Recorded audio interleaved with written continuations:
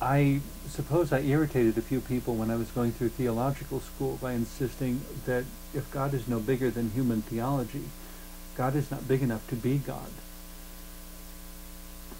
To me, from my earliest recollections of school being taught by nuns in the Catholic grade schools, it seemed to me that by definition, God is beyond human comprehension. If God is not beyond human comprehension, then God is not God. Another person phrased it as, if you understand it, it's not God.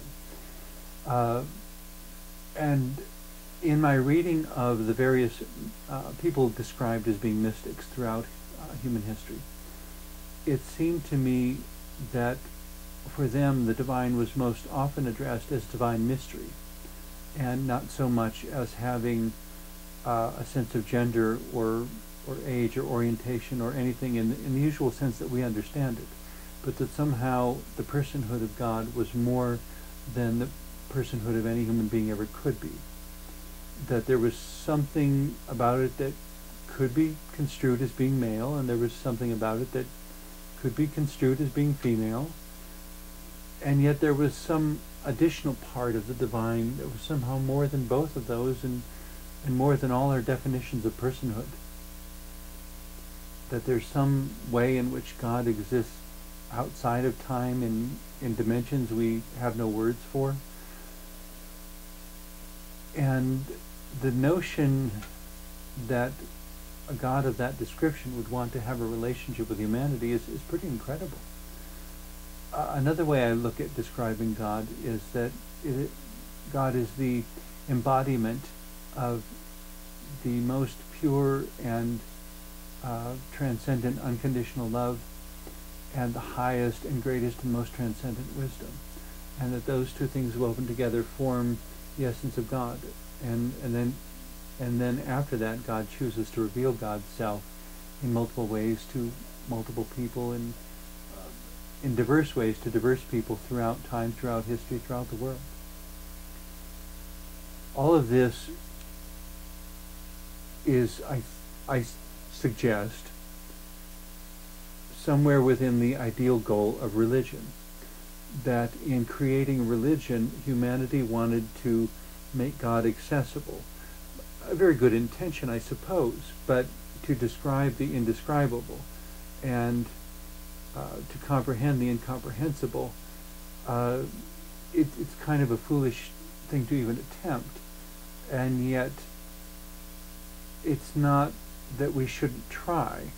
It's not that we shouldn't throw a word out, that we shouldn't use a name, but that while we use those names, and while we throw out those ideas, and while we, throw them out onto the table for dialogue, not throw them out in the sense of casting them away, but putting them out where people can discuss them and think about them, where we can discuss them and think about them, that religion becomes a sort of laboratory, or potentially becomes a laboratory, within which we can experience a relationship with the divine, figure out what works and what doesn't, what words seem fairly accurate and what words seem definitely inaccurate, but understanding that all these words, simply by arising out of human language, are incomplete.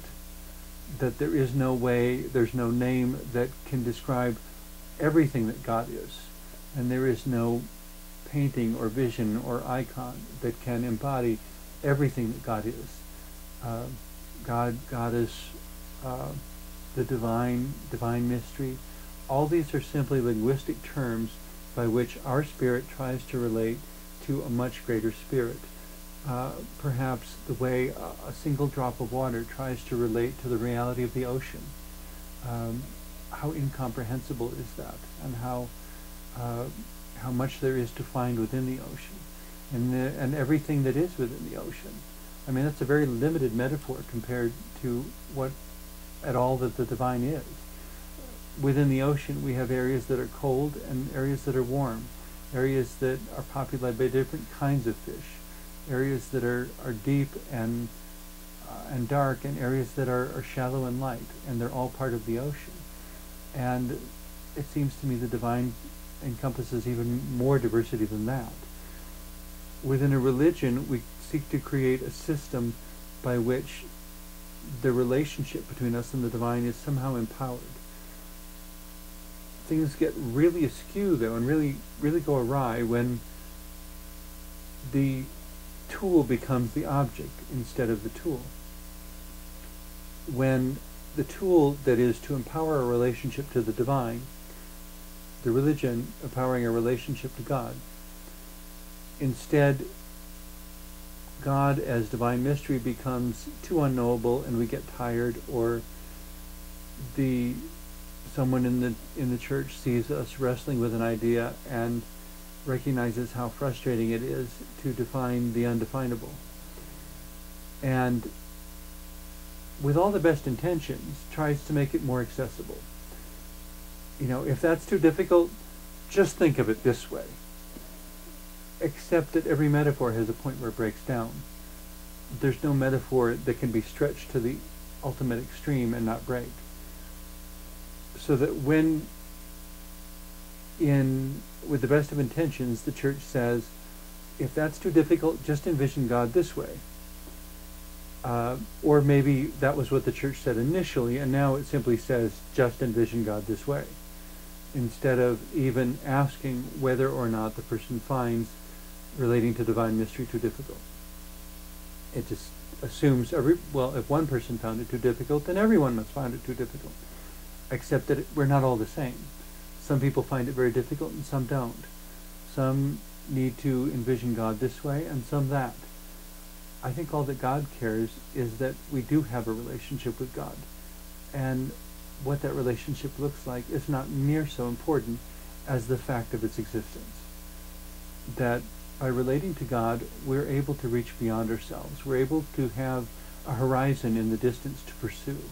We're able to have a way of taking whatever it is we love and raising it to the level of an art, of taking it to a greater excellence than anyone's ever tried to take it before. By establishing a deeper communion with the divine, to know a sense and awareness of unconditional love within us, greater than anything that a human being can generate. And in knowing that deep unconditional love, to find that we are changed, that we can never relate to life the same way again. That the power of that unconditional love becomes so compelling that we want to share it with everyone, regardless of race, creed, orientation, whatever. None of that matters. What matters is being able to share the unconditional love of God.